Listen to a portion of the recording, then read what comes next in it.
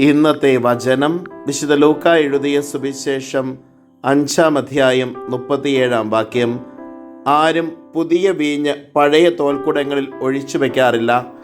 അങ്ങനെ ചെയ്താൽ പുതിയ വീഞ്ഞ് പഴയ തോൽക്കുടങ്ങൾ ഭേദിച്ച് ഒഴുകിപ്പോവുകയും തോൽക്കുടങ്ങൾ നശിക്കുകയും ചെയ്യും.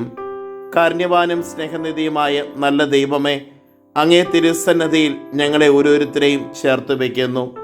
ഈശോനാഥ, ഞങ്ങളുടെ ജീവിതത്തിലെ പഴയ മുറിവുകളെയും വേദനകളെയും മറക്കുവാനും അങ്ങ് നൽകുന്ന കൃപയിൽ ആശ്രയം ഗമിച്ചുകൊണ്ട് അനുനിമിഷം മുൻപിലേക്ക് ചരിക്കുവാനും കൃപയും അനുഗ്രഹവും ഞങ്ങൾക്ക് നൽകണമേ.